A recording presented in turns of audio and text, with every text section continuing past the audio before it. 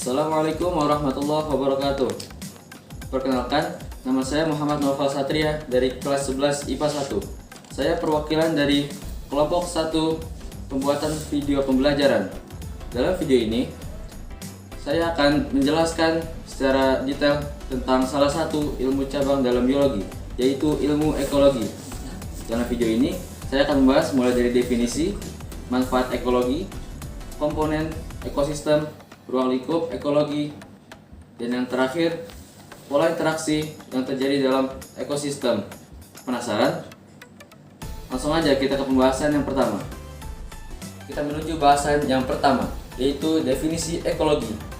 Menurut NHT Siahaan dalam bukunya yang berjudul Lingkungan Hidup dan Ekologi Pembangunan, ekologi bermakna ilmu pengetahuan yang mencari tahu hubungan antara organisme atau makhluk hidup dengan lingkungan di sekitarnya.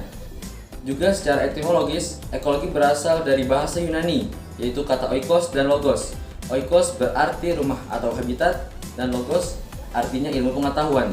Jadi, ekologi juga bisa diartikan sebagai ilmu pengetahuan yang mempelajari tentang rumah dan habitat. Pembahasan yang kedua, kita akan bahas manfaat ekologi.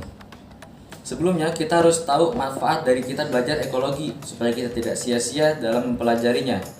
Yang pertama, kita belajar ekologi untuk mencari tahu peran manusia di lingkungannya. Yang kedua, kita bisa tahu aneka-ragaman hayati di sekitar kita. Yang ketiga, agar kita bisa tahu perilaku makhluk hidup dengan makhluk hidup lainnya. Dan yang keempat, agar kita bisa memanfaatkan sumber daya alam di sekitar kita dengan bijak. Berikutnya, saya akan bahas tentang ruang lingkup ekologi.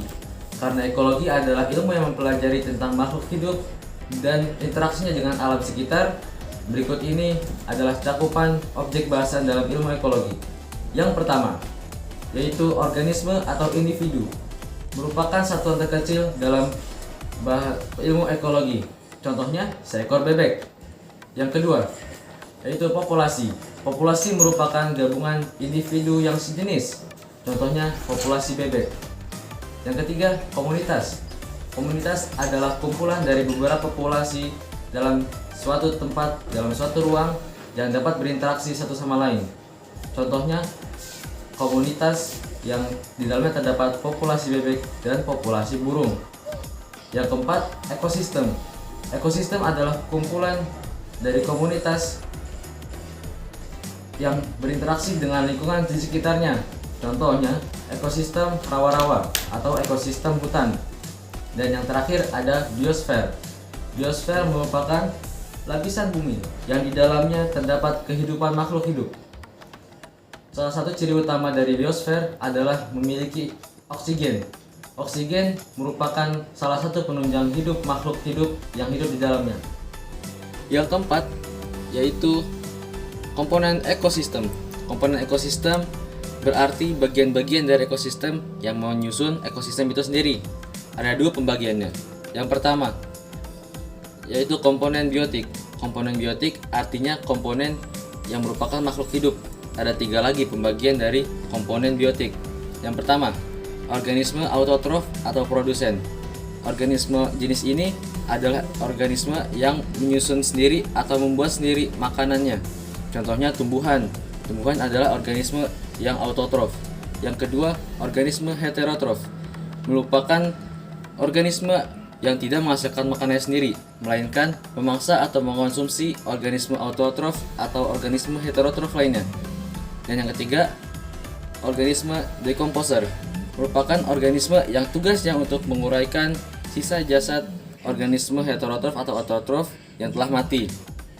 Kemudian ada pula komponen abiotik. Komponen abiotik adalah komponen dalam ekosistem yang tidak memiliki nyawa, yang berarti makhluk tidak hidup. Contohnya ada banyak. Salah satunya tanah, air, suhu, udara, kelembapan, sinar matahari, dan lain sebagainya. Pembahasan berikutnya adalah pola interaksi dalam ekosistem.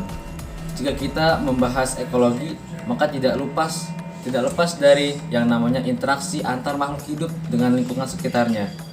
Berikut ini akan saya jelaskan macam-macam pola interaksi yang terjadi di sebuah ekosistem. Yang pertama, yaitu predasi. Predasi merupakan interaksi saling makan-memakan. Contohnya, singa yang mengejar suatu bebek. Yang kedua, kompetisi. Kompetisi merupakan interaksi antar organisme yang memperebutkan suatu habitat atau sumber daya alam yang terbatas di ekosistem tersebut. Contohnya, akar kaktus satu dengan kaktus lainnya memperebutkan air dalam tanah yang terbatas. Kemudian ada simbiosis. Simbiosis ada 4 macamnya. Simbiosis yang pertama adalah simbiosis mutualisme. Simbiosis mutualisme merupakan interaksi yang dilakukan dua belah pihak di mana kedua belah pihak tersebut mendapatkan keuntungan setelah berinteraksi.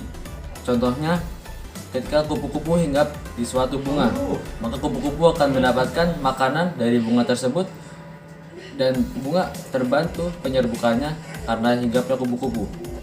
Jenis simbiosis yang kedua yaitu simbiosis komensalisme.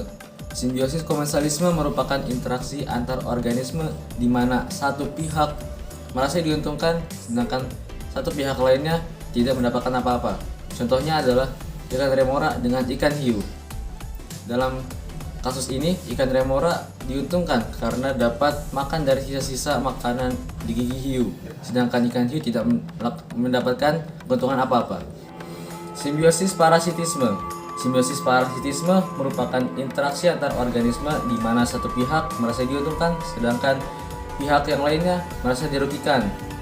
Contohnya, keberadaan cacing pita Taenia saginata dalam perut sapi. Cacing pita diuntungkan karena mempunyai tempat tinggal, tempat bereproduksi, sedangkan sapi dirugikan karena mengurangi kualitas pencernaan sapi. Nah, kawan-kawan, kita telah belajar seputar ekologi, mulai dari definisi ekologi, manfaat mempelajari ekologi, ruang lingkup ekologi, komponen yang terdapat dalam ekosistem, serta pola interaksi yang terjadi dalam sebuah ekosistem. Terakhir, kami dari kelompok 1, saya Muhammad Noval Satria, saya Surya Pertama Ramadan, saya Muhammad Faisal, mengucapkan terima kasih sebesar-besarnya. jangan lupa like, Share, dan subscribe. Terima kasih. Wassalamualaikum Assalamualaikum warahmatullahi wabarakatuh.